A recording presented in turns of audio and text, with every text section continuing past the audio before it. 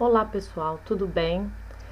Esse é o trabalho que eu, Glaucia Regina Santos, Ana Paula Leite e Vitor Costa Leda submetemos no 13º Fórum Ambiental da Alta Paulista. O nome do trabalho é Análise Temporal de Índices Radiométricos no município de Bebedouro, São Paulo. Sumário. O trabalho vai ser apresentado da seguinte forma. Primeiro vem a introdução, depois os objetivos. Na metodologia, ele vai ser subdividido em caracterização da área de estudo, contexto histórico e metodologia de trabalho, e depois haverá os resultados, conclusão e referências bibliográficas. Introdução. A constante expansão urbana é motivo de muita preocupação nas sociedades modernas. Isso porque o crescimento urbano desorganizado ele é acompanhado de um maior número de indústrias, de rodovias, de ruas asfaltadas, de prédios e uma quantidade menor de áreas com vegetação. Esses fatores relacionam-se com o crescimento da população, fatores econômicos, proximidade dos recursos e as comodidades, como internet, água e esgoto encanado.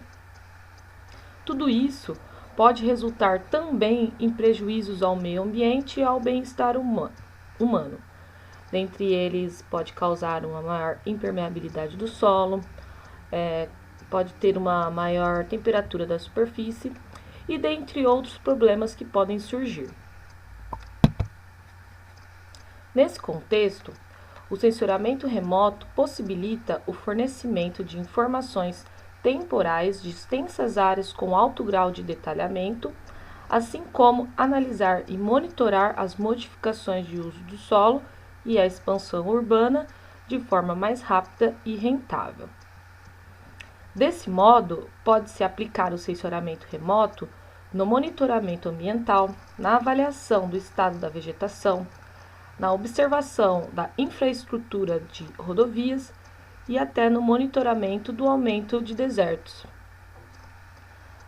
Porém, para elaborar mapas urbanos, há uma certa dificuldade, porque essas áreas apresentam grande variedade de informações, como ruas, casas, indústrias e etc.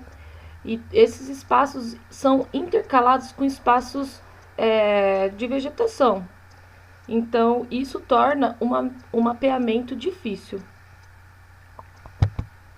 Por isso, há uma série de índices específicos para cada localidade, justamente para facilitar na interpretação das informações, como é o caso do NDBI, que é um índice utilizado para discriminar áreas urbanas e construídas, o SAV, que é uma adaptação do NDVI, e ele serve para identificar áreas de vegetação onde há uma influência do solo, e o MSAV2, que é a segunda modificação do SAV. Ele amplia o alcance do sinal da vegetação e minimiza ainda mais os efeitos do solo. O MSAV2 ele é um SAV melhorado. Objetivos. Um dos objetivos desse trabalho é verificar as modificações no uso do solo a partir da aplicação dos índices SAV, MSAV2 e NDBI em imagens de satélite em 2 períodos diferentes. E o outro objetivo é entender quais fatores podem se relacionar com a velocidade do aumento espacial urbano do município no período de 20 anos. Metodologia. Caracterização da área de estudo. O município de Bebedouro, ele localiza-se a noroeste do estado de São Paulo.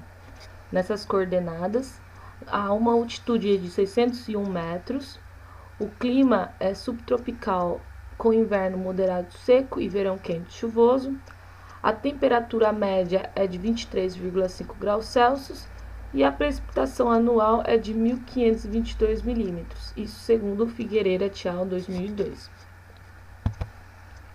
Na figura 1 está a localização do município de Bebedouro.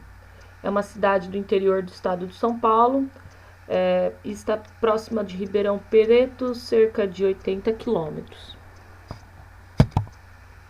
Contexto histórico.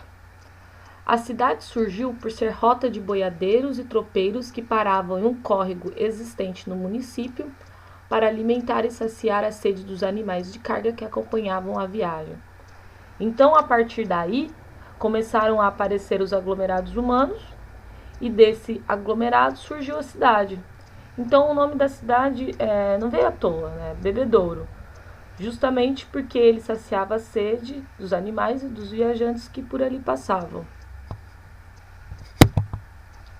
Metodologia de trabalho. Foram utilizadas imagens em épocas distintas, né, no ano de 95 e 2015. As imagens do ano de 95, elas são provenientes do satélite Landsat 5. E as imagens de 2015 são provenientes do satélite Landsat 8. Os dados e os mapas finais foram processados por meio do programa QGIS 2.8.3. E os índices utilizados, né, são esses, né, com as respectivas fórmulas. Então, o NDBI, SWIR, ele refere-se à banda do infravermelho médio. E o NIR refere-se à banda do infravermelho próximo. Na fórmula do SAV, esse NIR também refere-se à banda do infravermelho próximo. E o RED refere-se à banda do vermelho. Esse fator L é um fator que ele varia com a localidade que você está estudando. Então, quando o local ele apresenta baixa densidade vegetal, esse valor é 1. Se o local que você estiver estudando apresentar uma cobertura vegetal intermediária, ele vai ser meio. E se o local apresentar uma cobertura vegetal de alta densidade, esse valor vai ser 0,25. No caso, nesse trabalho, nós utilizamos o fator L, valor 0,5, meio. E o MSAV2, né, que é um SAV melhorado, esse NIR, ele refere-se à banda do infravermelho próximo, e o RED refere-se à banda do vermelho. Nessa fórmula do MSAV2 não há o fator de ajuste, o fator L.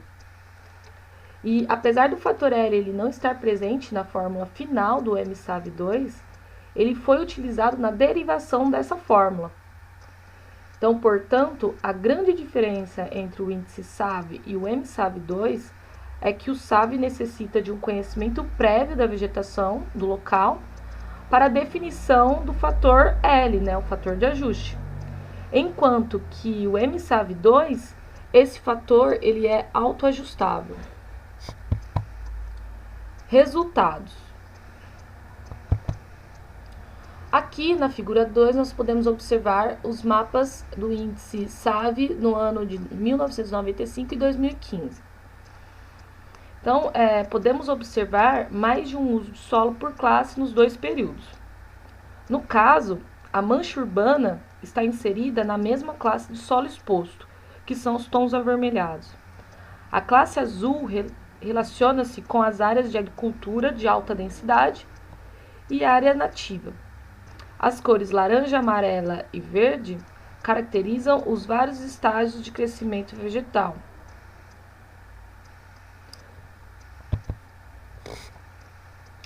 Na figura 3,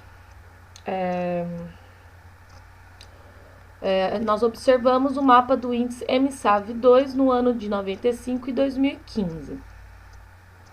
A gente pode observar que ele seguiu o mesmo padrão do SAV, porque ele não conseguiu discriminar separadamente a mancha urbana do solo exposto e também as áreas de agricultura de maior densidade e área nativa.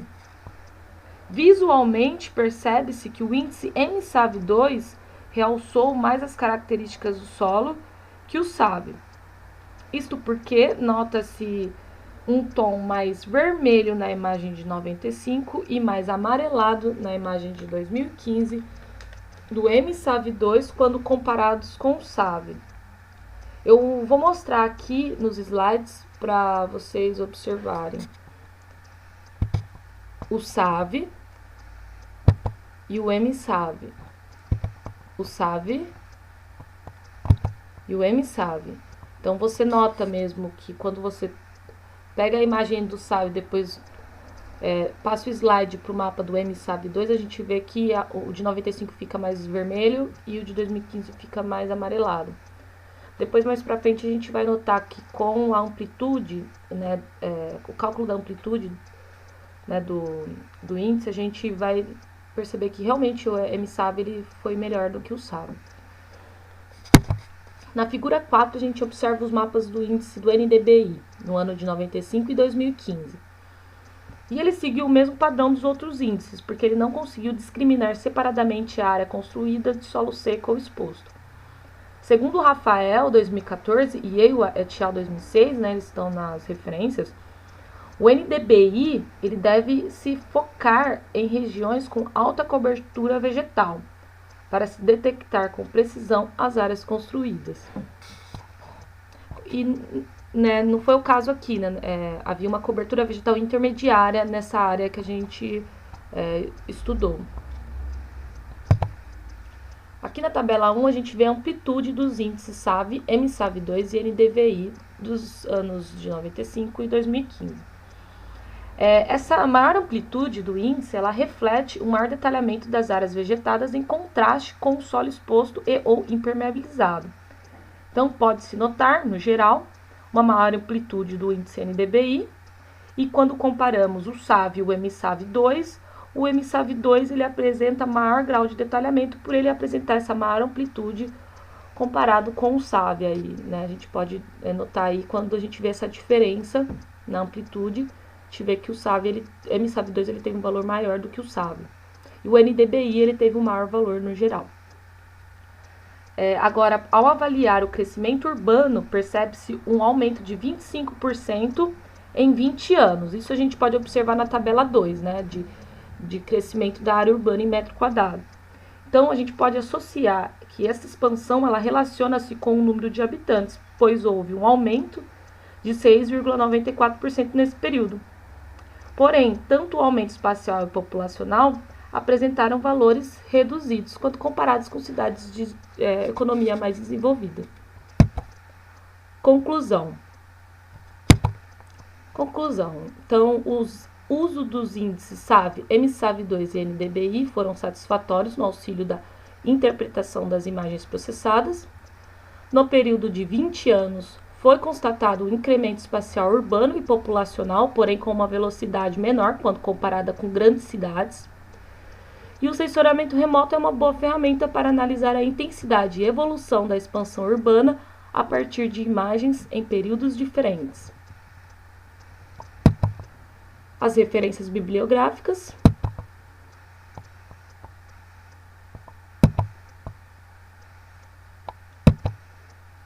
Muito obrigado.